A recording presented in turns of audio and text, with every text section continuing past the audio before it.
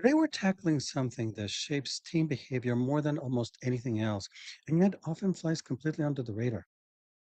If you've been following this channel, you know that we often explore how outcome thinking transforms teams. That leads us right into today's big question. If outcomes matter more than outputs, why do most organizations still track outputs and reward business, all the activity? The answer is both historical and cultural, and it reveals why so many teams, especially those trying to be agile, feel really stuck.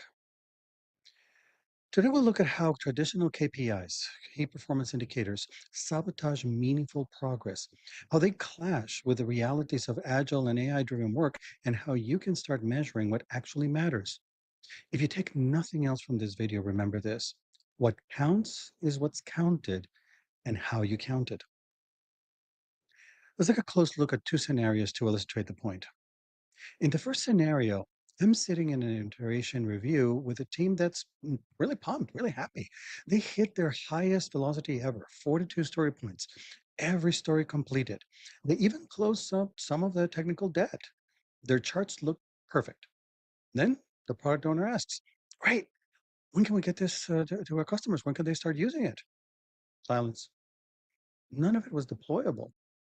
In the second scenario, the management team is reviewing second quarter numbers.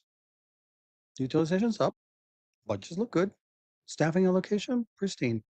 Everyone's smiling until someone points out that customer churn jumped 23% that quarter. Two teams, two success stories on paper, two real world failures. What happened? Both were measuring the wrong things. And when you measure the wrong things, even good teams start making wrong moves.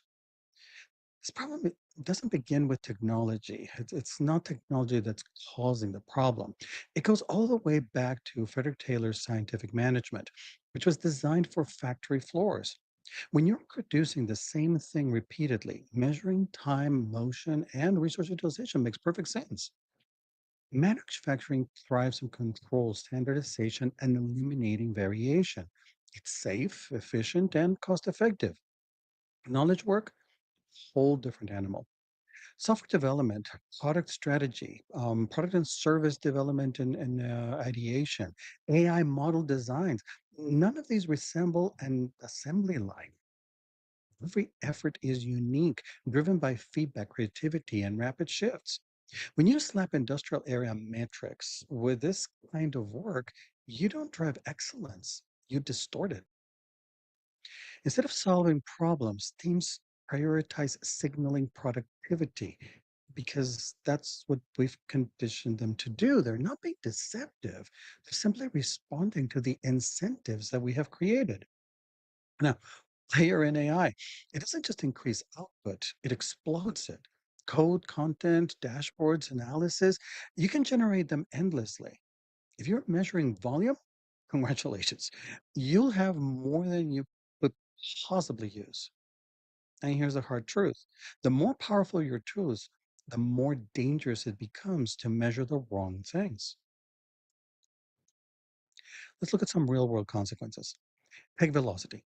One team had a target of 35 points per iteration. They were averaging 28. So they did what any rational team would do: they gamed the system. They inflated estimates, split simple tasks into multiple stories.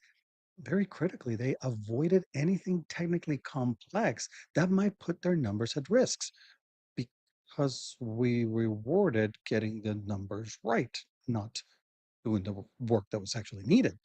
So within weeks, they were hitting 40 points. Success?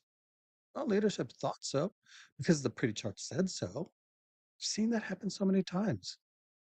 In reality, meaningful work was slowing down, complexity got deferred, technical debt piled up, customer value was declining. But hey, the metrics were great. Or take customer support. One team had 90% target for first response time. They were hitting 96%. Meanwhile, satisfaction scores dropped. Why? Because agents were responding quickly, not effectively.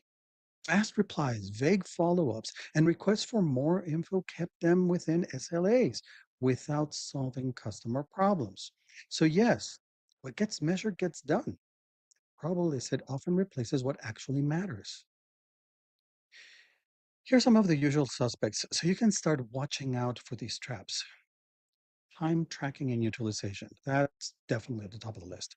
They encourage constant busyness while discouraging rest, deep thinking, and creativity. Another one is lines of code if you're in programming. If not, otherwise, units of work. They reward complexity when you're just looking at those widgets, the units of work, and they punish clarity. There was a time where developers were actually literally paid by the weight of their program printouts. Well, so fair enough. Cue spaghetti code and caviar lunches. Another common trap is feature counts. They lead to bloat. Teams build what's easy to ship, not what's needed, just to meet quarterly quotas. Another one is static roadmaps with fixed dates. Roadmaps that are used that way, they block the teams from adapting.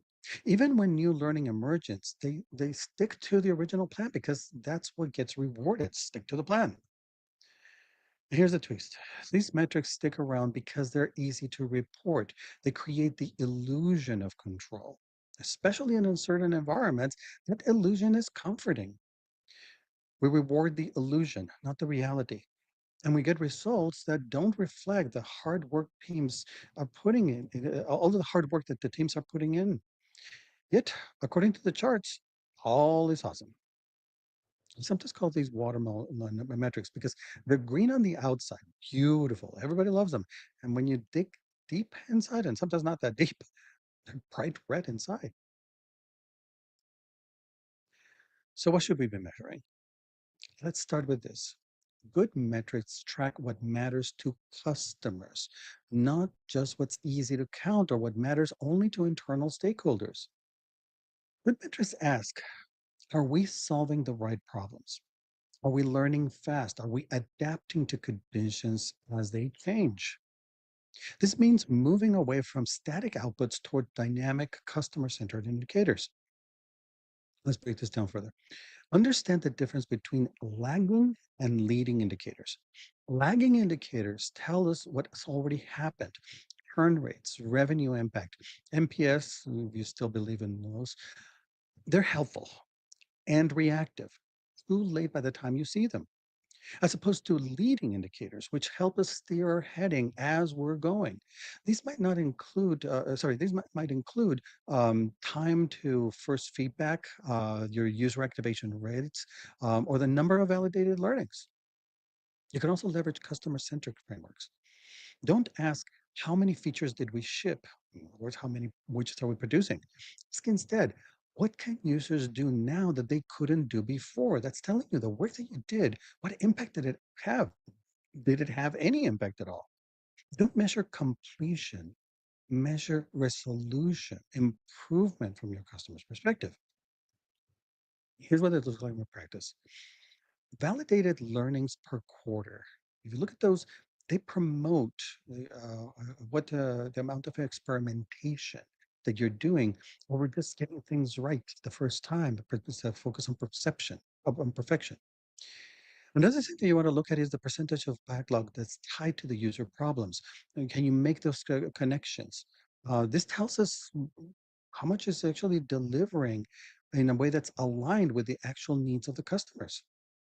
Another thing to watch out for is the time from the idea to the feedback, which measures the business agility, not just the output speed. Another could be problem resolution rate, which checks whether we're fixing what matters, and the time to value, which tells us how long it takes customers to benefit from what we're building. These metrics reward adaptability, collaboration, and thoughtful delivery. And here's the thing, outcome metrics don't mean central control. One size does not fit across the enterprise. In fact, the only the only way in which they work and they will help the teams is when the teams are the ones that are trusted to define their own context. They get to define those metrics because they're closest to the customer and they understand how those metrics reflect or don't what the customers need. So then what's leadership's role? To create alignment on purpose and direction. Then step back and let the teams measure what matters. Get to those goals. When you do that, measurement becomes a tool for learning, not a tool for manipulation, not carrots and sticks, not the illusion of control. We get real clarity as to what's actually happening, how the work that we're doing is or isn't impacting. How do you shift from output metrics to outcome metrics without triggering complete chaos? Let's look at a six-step roadmap to get you there. In the first step, you want to find the friction points. Look for signs of misalignment, high scores paired with low satisfaction, fast delivery with poor adoption. These are your signal flares. Look in that direction. The second step would be to co-create new metrics. Work with the teams. Ask them, what does success look like for your customers? How will we know we're making an impact? When your teams, the people who are closest to the work, they help define the metric, they don't need to be convinced to follow it. They already own it. A third step is to use storytelling. Stories change culture faster than dashboards. So show how chasing the wrong metric causes harm and make it real. Fourth, start small. Pilot with one team. Show early wins, then amplify the story across the organization. Make sure people see the payoff when new metrics drive better outcomes. You're going to be fundamentally changing the way that they're accustomed to looking at their work.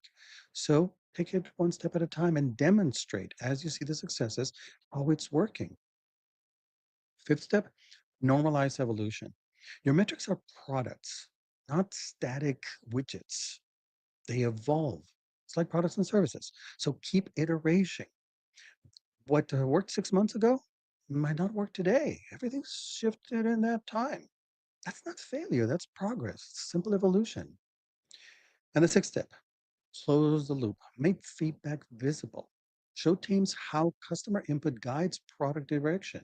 Instead of compliance, you'll get support because purpose becomes clear. Everybody can see it. We're all on the same page. Here's a real world example. A nonprofit used to track events delivered. Seems reasonable. And they weren't learning much from it. It was just a cycle churn, another event, another event, another event. So they shifted and they started measuring long-term participant outcomes, what changed in people's lives 3 or 6 months later. That insight guided sharper program design.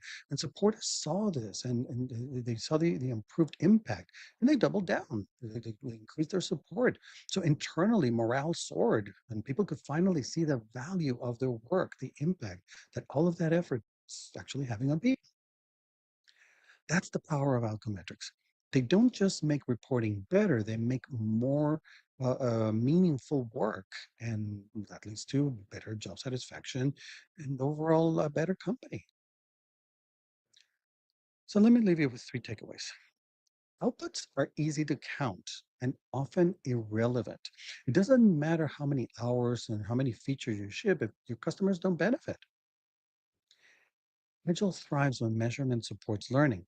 Great teams don't just execute, they discover, they adapt, they get better with each iteration.